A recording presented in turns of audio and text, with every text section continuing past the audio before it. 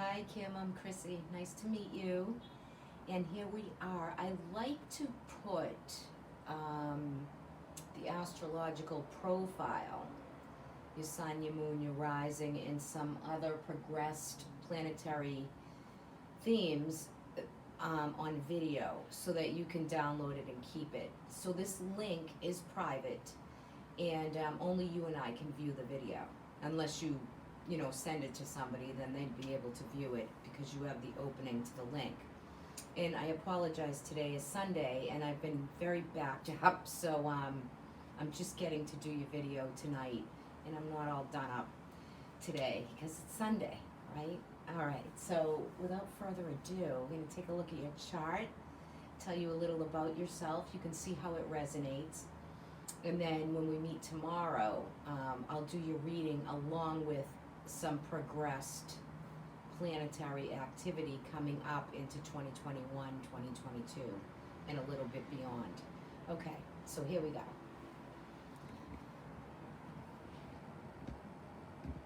Alrighty. Let's get a little color here. There we go.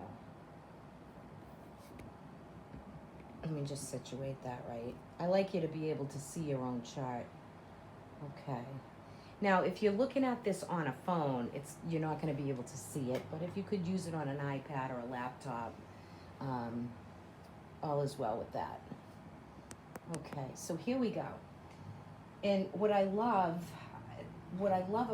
your chart, first of all, I must say. As I was peeking at it, I was very, very impressed with this. So what is an astrology chart, right? Here is the earth in the middle. And it's like somebody taking an aerial picture from afar of the earth. And then right at the time you took your first breath when you were born. So for you, I put your name as Kimberly, and I can add your last name. I just didn't know it. So here we go. So here's your date, your year, the time you were born, and where you were born here. And so here is the earth, and here is all the astrology signs around the wheel. So your sun sign, your Aries sun, right here, and I believe your moon is in Cancer. Your moon, correct, is in Cancer. I think you said that to me. And your Cancer moon is in the 4th house, and I'll get into that a little bit when I describe these two areas. So the sun that was what was in the horizon when you were born, was sitting stationed in Aries, in the sign of Aries, in your 1st house for you, your identity. The sun is about our personality, our ego mind. Okay, so you illuminate in a very individualized way. And Aries are very fiery, they have a mind of their own, they can get the job done, they usually have a lot of energy. So for you, you just had your birthday too, by the way, so happy solar return, happy birthday to you. And your moon over here in the 4th house of Cancer, so the moon is how we emotionally feel. So the sun is our personality, the moon is our emotions. Okay, so you probably have very strong emotions that has to do with mother, family, you as a mother, your home environment, how you take care of yourself, nourish yourself, radically self-care to feel good about the self, the individualized self right here. So that's kind of beautiful, right? You'll always be able to achieve success as an Aries sun at a 5-degree point. So to me, that is just, you could be an overachiever, but you'll always succeed. So I want you to know that going into this. You're probably very witty, charming, funny, but you probably have a great deal of sensitivity because your moon connects to your sun. So you'd be very good when you take on projects. You would lead the way. tasks would be no problem for you. Tasks, projects, organized, getting detailed, organized. There's probably times you do fly by the seat of your pants, but you'll get it together to be able to pull anything off that you want to really pay close attention to detail. So I think, it's a very harmonious way to balance out your Aries sun with your moon in Cancer. Your personality is, it shines really bright, but your inner part of yourself, your inner being, this is where in life that's called a growth edge in astrology. You're gonna be able to, as you get older and older, really bring out the inner part of how you feel, not just the sensitivity maybe part, but you'll be able to really bring out and express those inner parts of you that will come shining through, because you'll be able to really uncover what's underneath there. And we call that a growth edge in astrology, because this is the story of our life. For you, this is your personalized blueprint, like your fingerprint. This tells your narrative of your story in this lifetime as Kimberly, right? Which your birth certificate was just so cute. My birth certificate didn't look like that. And you were I was born in 68, you're born in 69. You had a cute gift, you had a beautiful birth certificate. So yeah, I mean, you really will shine as you, if you feel you're stubborn, or you feel that you go quicker than everybody else, or you feel that you have things that you feel wounded by, or you feel individually, like if there's any victimhood, or you feel down on yourself or bad about things, that's going to be a growth edge to you, because the Aries sun, the personality is larger than life. So you have everything you need right here to overcome any wounding obstacles within the self. So as of today, me reading this, as you go forward, you're going to really heal and even out those wounds that you hold on your own self-identity. I'm not good enough, I can't do that. But yet you know that these things are superficially there. But an Aries will take things very sensitively. And where your moon is in this Cancer, this watery, deep, emotional energy of Cancer, you could be holding some wounds and really feeling them deeply emotionally, okay? However, it's just a beautiful, harmonious connection between your moon and your sun. So I just want to stress that to you. Just by, again, going back to this Aries sun, you're probably very energetic. You really operate by the natural systems of nature. And what I mean by that is natural systems really have their own energetic outside nature. You're probably self-assertive. You probably can really energetically and happily go into any type of situation. You're probably very outgoing.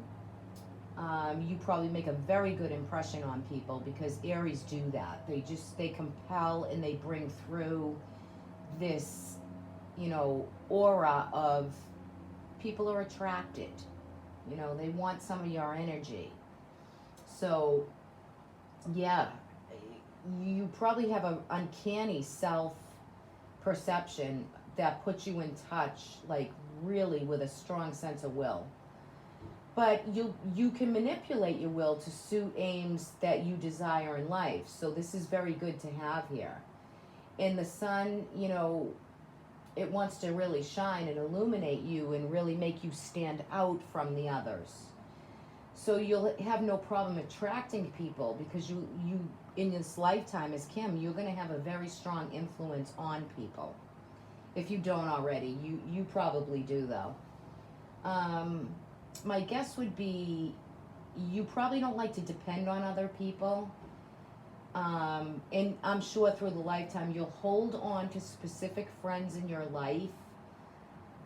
Um, but I think that you will definitely pick the closest ones to you who are deserving of you and who put effort into you because you're willing to always bring that to them. If it's not reciprocal, or people weigh you down, or they're too toxic or heavy, you will, as an Aries sun, kind of kick them to the curb, because there are lessons in that, there's growth in that, and that's something to be kind of, good with, because you are a very good person, but others have to appreciate you the same way, or you'll be very sensitive and hurt by it. Okay, so that's just a given. So, yeah, I mean, you might prefer to work alone. However, this isn't your only choice, because you'll be able to work very well with other people. As long as you're able to freely express who you are and you're comfortable with that and the people you're comfortable with, you will shine so bright. Right? It's just like electrifying, shining, illuminating, very bright. But I think a little piece of you likes to be alone. There's this little piece that would like to work alone, kind of do your thing and do your projects, take care of what you need, be very adaptable to it.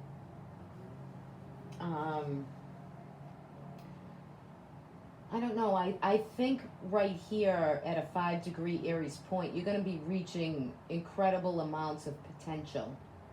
You have abilities, you have gifts, and don't, as you go through, try not to overestimate your own worth, okay?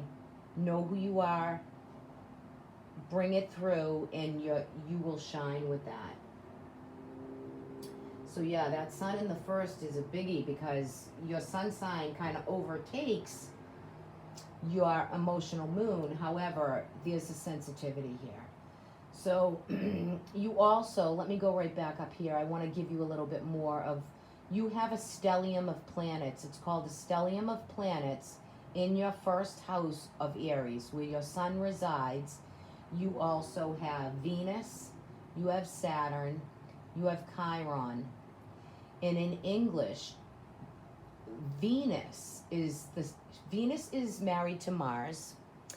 She's the planet of beauty. She's the planet of love.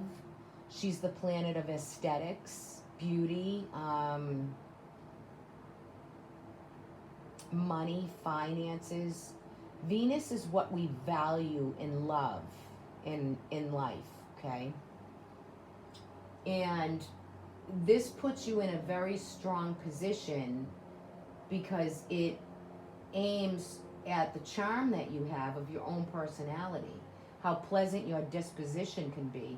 What you value and what you love shows. You show that to people. It's on the exterior part of your personality. So you have a love of these things, love, beauty. Venus is the ruler of Taurus and Libra, so she is beauty and grace, and you like beauty and grace around you as much as possible. You probably are she makes you be very soft, very friendly, but your affinity with nature, again, nature moves you. Nature is going to put together pieces for you, whether it's outdoors, indoors, looking outside, architecture, plantscapes, trees. This is it feeds some piece of you. And you need that to think, to breathe, to clear through any type of challenges that you have come across to this point in your life. Nature is your go-to, and you love the beauty of, it could be animals, it could be a lot of things, the things that you love and value the most. You probably grew up in a warm, very happy place, So it's easy, you know, you project these feelings to family and friends, so it had to come from somewhere. But I think with Chiron here, right near your son, he's the wounded healer. So he's the challenge. He's where we hold our wound. And you hold this wound in your first house of your identity of who you are. So you heal yourself as you go through this lifetime. And I think it's beautiful because Venus is here. So you can love yourself radically, love yourself, self-care, enjoy the beauty, the aesthetics, whatever that might be, flowers, cooking, food, whatever that is for you. You really enjoy every piece of that because you have a beautiful signature here. I think too that you might work very hard to get along with others, to have them like you, and really you don't have to, but I can see where there might be a little bit of a growth edge here where you're working through that. So at some point when these inner feelings come out and come through, you won't have to work so hard because your beautiful self is coming through. You really don't have to work that hard. You're what I would call beauty incarnate. It's you were born and incarnated in this world to really shine right here. You probably love music. You can probably do projects, anything creative, family, friends. Any kind of artistic expression is very good for you, whatever that might be. Anything that's artistic. And I think you'll be very assertive when necessary just to stand up for your own rights. Forcefully too, if need be. Don't, always go through life with stand up, your truth. That's what Aries wants to bring about. Truth and identity, truth in who you are. Whether you're wounded, feel like you'll get your point across if you have to. You'll fight very hard to always get your point across and get it out there. And if it doesn't come forcefully, that is something that you'll grow into. So, and if you don't, make sure your voice is heard. This is something, if you haven't yet, I'd like you to step up to that so that you can really keep harmonious situations. You can't just give in. You really have to be that Aries, that ram of an Aries, and step up to what hurts you, what people might say. This is where you want to turn that into the Aries that you are. You rock with this signature. So, and I have a feeling at this age you are probably already seeing that or bringing this part through. It's not about people pleasing. It's about really getting to the truth of who you are, to stand up for you and what you believe in. And Venus is going to make sure of that, right? The beauty, who you are, what you value, and that it's your self-worth is empowered and brought through by you being able to stand up for yourself. Down here, you also have Saturn. Now, Saturn is the ruler of Capricorn, but he is the planet. He's the big planet with the big ring around it. He's a very restrictive planet, but he's also the planet of karma. And he's the planet of time, linear time, father time. So for you, sometimes he can be very rigid and a little bit cold, but his placement here creates you to be very conservative. What he can do to your personality, though, is he can really maybe make you feel gloomy or down and give you like this self-denying outlook on life. He can do that.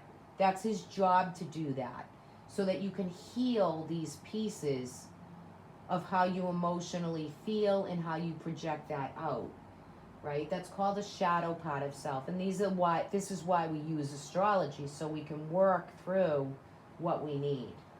And he's difficult, he's my ruler, and I'm used to him But he's difficult because um, you could very easily, by him being next to Venus in your sun in this stellium, you could very easily get self-conscious, maybe feel awkward.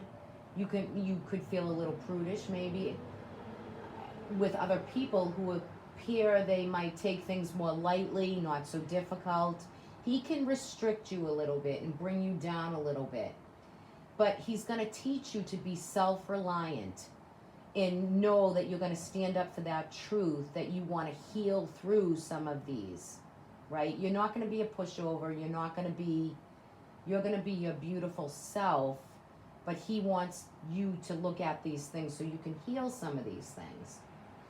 I think you were taught in an early life to be very self-reliant, and you might have had more responsibility than what was usual for your age. So you could be a little bit of an old soul right here. Even though your first house Aries, you could be an old soul. And I think you're very motivated. I think you feel emotionally. There's different whims and feelings about you.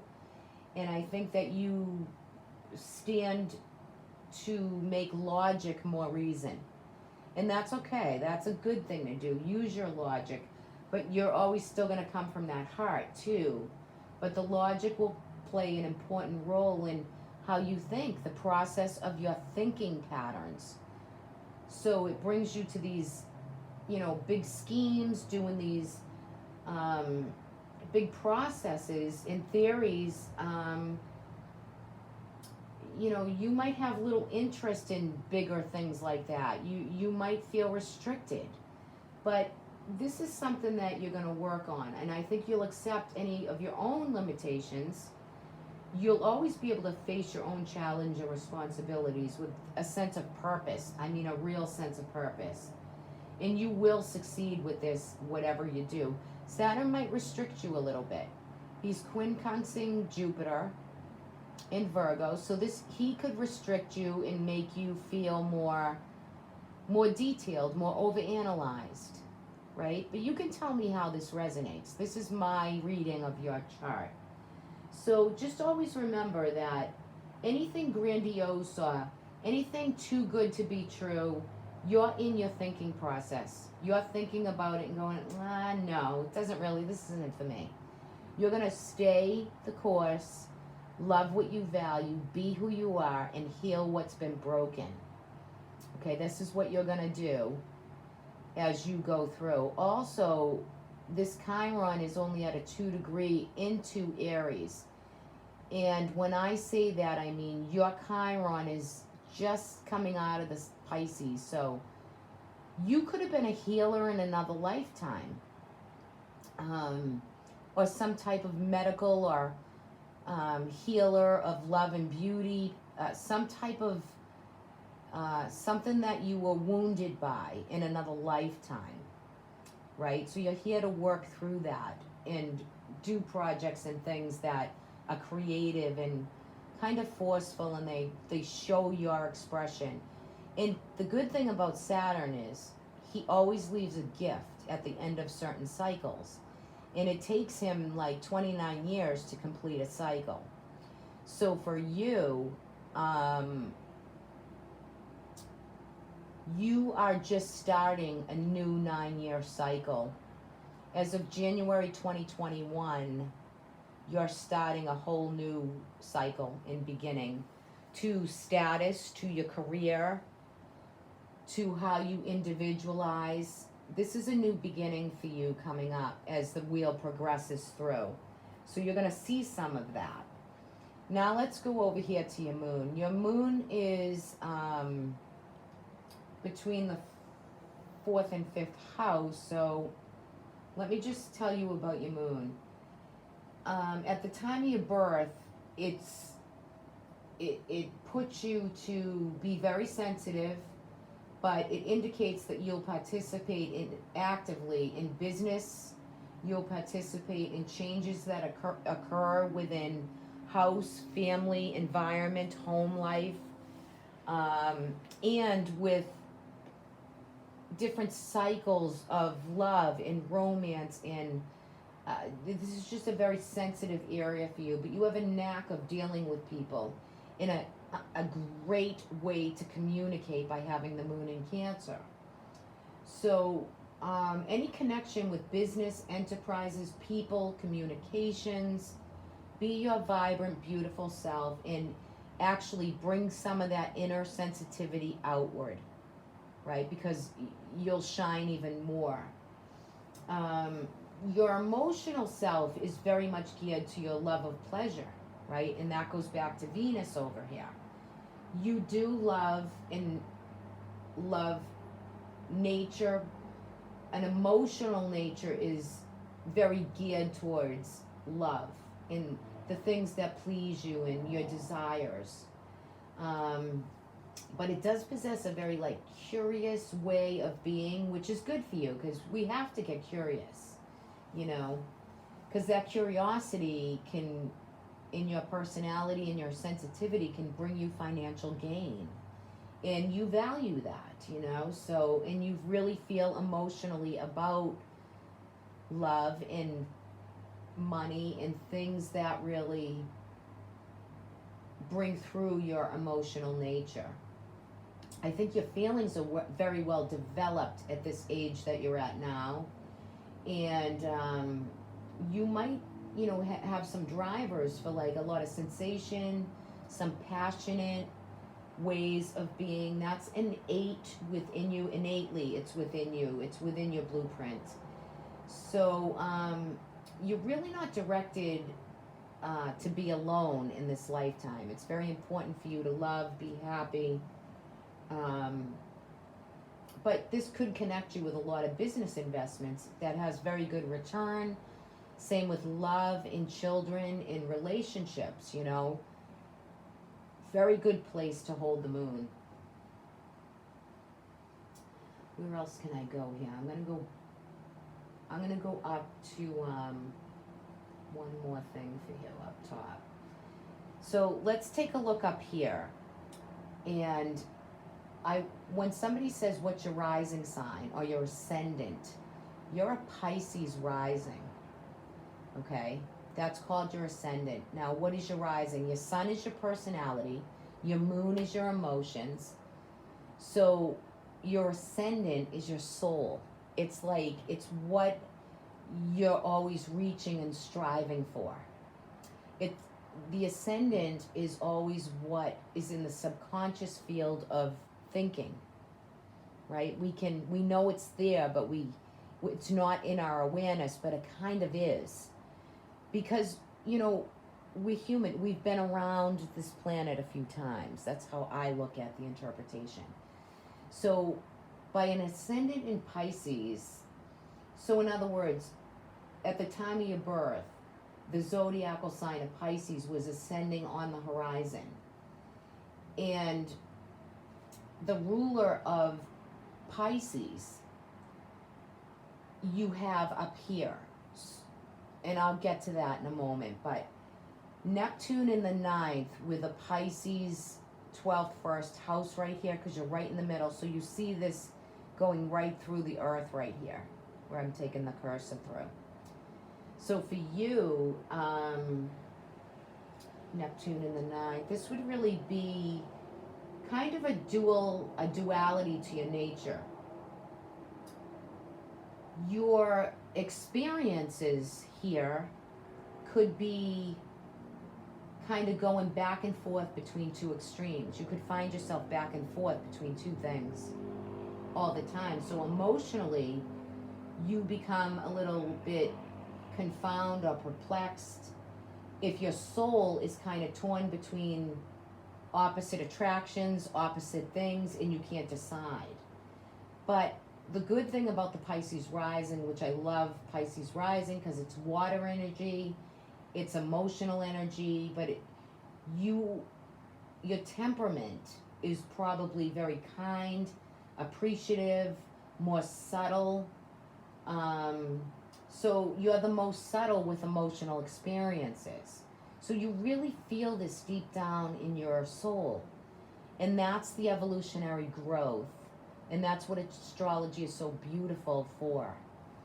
So, um, you might be inclined to like really be an introvert, living alone, like feeling that you like that reserved way of being, like you like some of that alone time, that alone energy. And you might find that you would do very well in your occupations. Like I said before, with a Pisces rising, it also brings a creativity, and you have to be able to express freely. Pisces is a very psychic sign, very psychic channeled sign. A lot of Pisceans, first house, it's easy to live up in those upper dimensions, kind of in that bubble atmosphere. It's like living in a bubble a little bit. That's what I would call it. But your North Node is here also, so I feel like your life will, have flux and change. But I think if you guide yourself with your own intuition as well as your emotion, you will be able to really offset any depressive moods. You'll be able to really ground your energy into your own abilities as long as you creatively express. Okay, so, and if you're a creative expresser, which I think you, it moves you, music, the arts, things like that, beauty, could be everything. It could be aesthetics with beauty. It could be the beauty field. It could be a lot of things. And that's how you express, and that's what keeps you happy. That's what keeps you contained, happy, and able to really offset some fluctuations in any changes that occur for you. So use your intuition, sweetie, because it'll never fail you. Because you're psychic enough to do that and bring that through and bring it in. And you probably have a really good sense of people. You could probably read people. When I meet with you, I'll get a good sense of that. But I'm curious to talk to you when we read for you. And I think that, you might be able to perceive things just as long as you don't let your mind intervene and you use the intention and the intuition, you really probably do have a good source of the unknown, right? You can't touch it, but you know it's there. I think that, some of the Pisces rising, some make really good nurses, anything in the medical field. They make good musicians, writers, poets. But you do have an Aries first house, so you'll be aggressive with any of those things and really have a lot of energy and fire in you to get things done.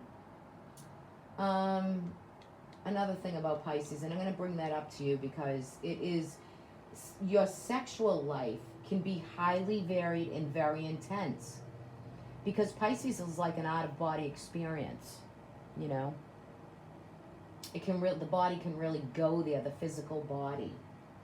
But with a Pisces rising too, health-wise, you always want to watch the feet and the ankles. For you, that's very important. So your feet and your head area, physically, you'll have to put extra effort. Like if your feet hurt all the time, there needs to be correctness with the feet because Pisces is about the feet. Most Pisces feet, they have difficulty.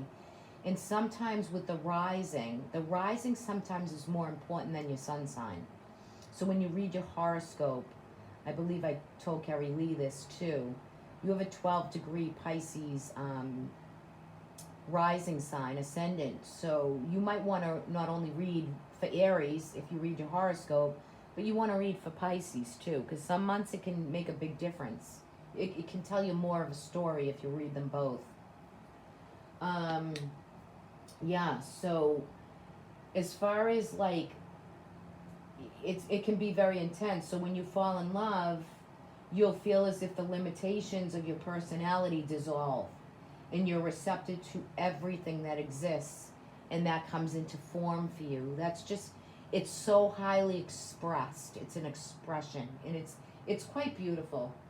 So yeah, I mean, I bring that up because it is part of your signature, and yeah, it's there for you. So, but I feel like too, you'll need a strong hand to protect you and lead you into the practical world sometimes, because you could be inclined, you know, you could very easily be good for professions like metaphysical, what I do. There could be cards, there could be astrology, there could be Reiki, there could be energy healing. You'd be very good at modalities of metaphysics, no doubt about that. Um, you know, any type of occult matter, mediumship, religion, kind of clairvoyance, poetry, again, mysticism, any type of something that takes you out of the real world and lets you express. But, you know, this house where you hold this ascendant right here, it really is, I believe, has like a higher regency over your higher mind, your philosophies. And it applies kind of in a scientific way to like religious pursuits for you. Not the dogma of religion, but religious aspects could be very up-leveled or brought through for you in this lifetime at different times in your life.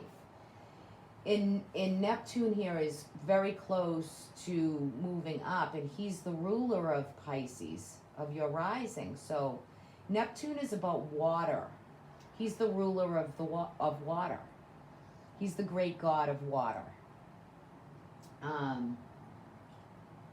So your life is going to be geared towards activities that are related to all the things that I just said for subjects, metaphysical, all this opening to a more spiritual path, to open to it, to really dig in and heal some wounds, and don't go negative on yourself. You want to heal Chiron. He wants to, the story of Chiron, who's next to your sun here, Chiron was a god back in, you know, thousands of years ago, and his brother cut his leg off.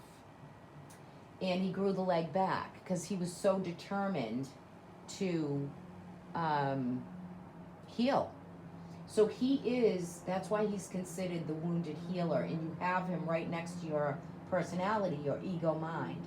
So through this lifetime, don't feel like the victim. You want to always stand up, be in your truth, and say it how it is, bring it through how you want to express it. You have Mercury here in Pisces.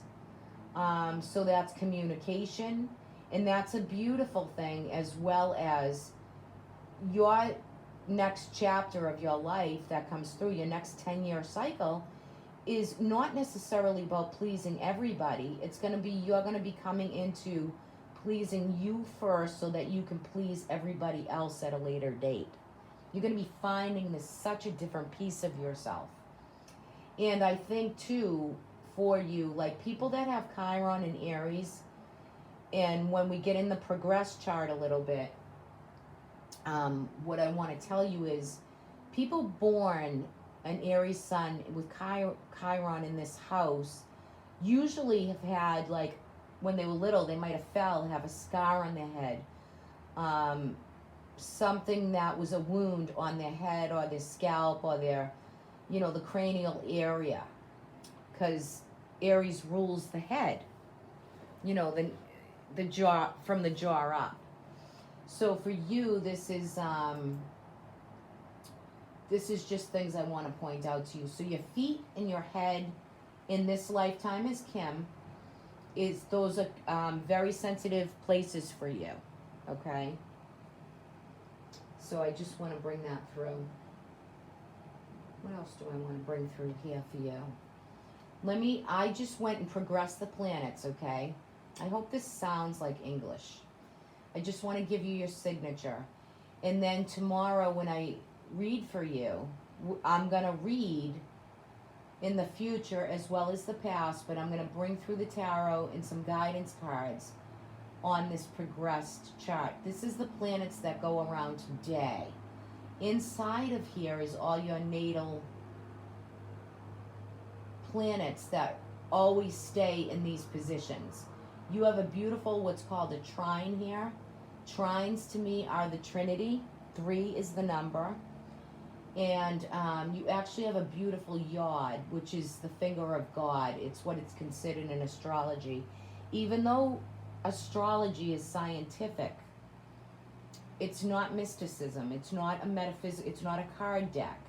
It's science, numbers, mathematics. However, a lot of it, everything is connected, right? Everything is connected from natural, holistic systems, nature, to the moon and the stars, to the planet, to all connections of people, humans, animals. It all connects. Nothing is coincidence. That's how I see it, pretty much. And you do have a beautiful yod from Neptune and Pisces and your Cancer moon. So some of these points are creating, it looks like this. It's considered the finger of God, okay? Pointing. And what's it pointing at? You would love the water, lakes, oceans, very important for you. Nature, aesthetics, the planet, very important for you. You might be going through, as the planets shift into 2021, surprising money that comes through for you, surprising money that's been taken away from you. But you can come into times where your financial house really gets lit up for you. The things you value and love is being heightened right now as we speak. And as this goes into around the wheel, you're going to be coming into these summer months with some eclipses. And you could be having a lot of communications with siblings, family members, cousins, neighbors. Local travel for you right now is probably the best. You do have Mars in Sagittarius, so you as Kim, you want to stay local, at least till the end of June, but you can travel, excuse me, you can travel, and you probably love travel and adventure. You have Mars in Sagittarius, so coming for you up this summer months, you're going to be in communication. There's going to be a very sociable outbreak of like this connecting with people. Excuse me, I didn't take my water in with me. I should have.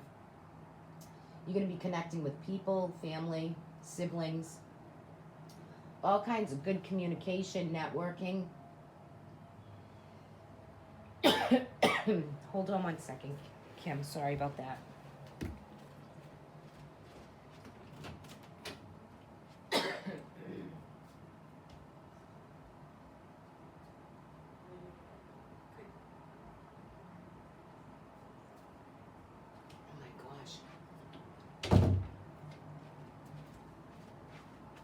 So sorry about that. I had to grab